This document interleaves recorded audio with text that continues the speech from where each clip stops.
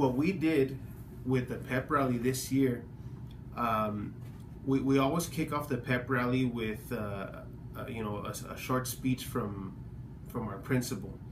She, as our acting leader here on campus, it's important for her to be able to address to the students and talk to them about what she's hoping that they'll accomplish on test week. I think it's also a nice way to kind of have the students know that, yes, Miss Maldonado is rooting for them. We have all our staff rooting for them.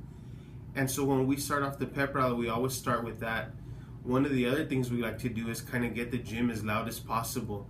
We'll do a Hornets Rise chant, which stems from our PBIS.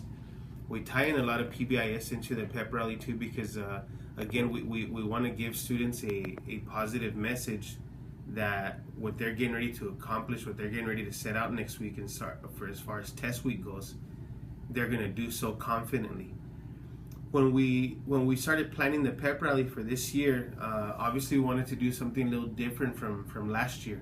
So we'll also bring in some form of entertainment. This year, our entertainment, we had the Henderson band with Mr. Reza, and they played Bohemian Rhapsody for us. When I spoke with Mr. Reza, I said, hey, do you have something fun that would kind of kick off a party for us here? And he says, absolutely, yeah, I have something in mind to play for you guys. The band also helped us play some in-between music, and I think at that part they did a little bit of the Pink Panther, which was really fun. But aside from having the band playing, the other two forms of entertainment that we had for our students was we had our students and staff participate in a lip sync battle, which as of late has become a very popular show, where you'll have different celebrities who will lip sync and perform a song, and really it gives the effect that they're putting on a show, and just for a moment, at least for that song, it feels like if you're at a concert. The final part of our pep rally, which for me was the part that highlights how we incorporate having Henderson go ahead and accomplish STAAR, take on STAAR, was our Lucha Libre match. And what we had this year, as far as our match goes, we've always dubbed the match Henderson versus STAAR. But the twist on that is that the STAAR really is we didn't want to portray it as something that was against Henderson. So the way that it's portrayed in the wrestling match is I have obviously a group of good guys and a group of bad guys. The good guys in this case happen to be Mr. Gallegos, who plays Mr. EPISD, obviously Coach Herrera, who is the STAAR test. The reason we put STAAR on the good side is the message that they want to convey to our kids is that, STAAR's here to test your abilities, show us confidently what you can accomplish.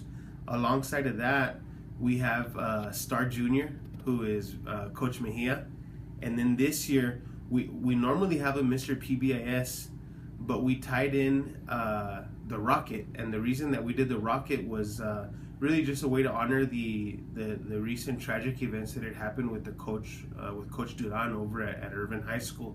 And so we figured, let's highlight a wrestler on the good side of the team and dub him as the Rocket, and that was Mr. Mena. So you have those guys as the good guys.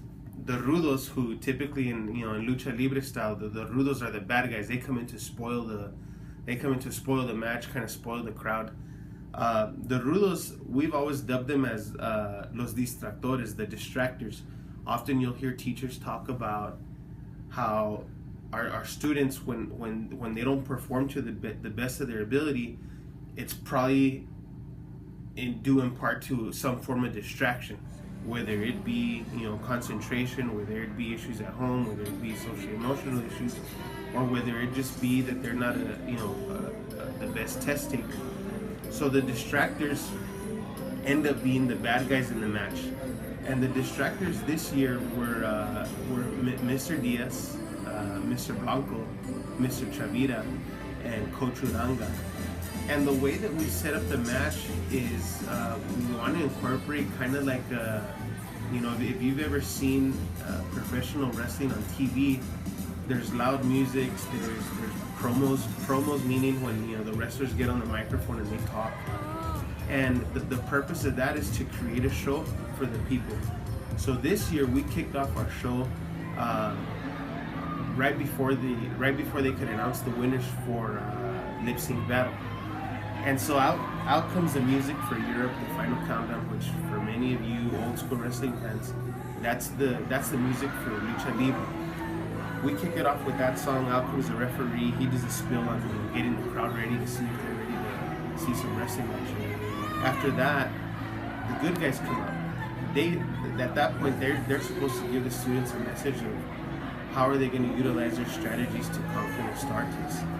Midway through their speech to the crowd, we had some more music, and out come the distractores. At that point, the purpose of that is to get the crowd on their heels and say, oh, wait a minute, who are these guys? So the message that the distractores give is that, oh, Henderson's going to fail, Henderson's not going to do well at the STAAR test. And then that kind of sets up the plot for the match. What we did this year, because of our Verizon Innovative Learning schools project here on campus, when we had our rollout, we introduced a new character, which was the Verizon Man. And so we figured this year, let's highlight Verizon Man because of the program that we have through Verizon, and let's somehow incorporate him into the match so that he can help the good guys win. So right when it seems like the Rudos have conquered Henderson, it seems like they've distracted STAAR, it seems like they've hurt STAAR Jr. and the Rocket, they take over and kind of give a message and say, yeah, I told you guys that you were going to fail, and get the crowd kind of angry. At that point, you'll hear the music, and then out comes Mr. Verizon to kind of not win the match, but at least help get the good guys back on their feet.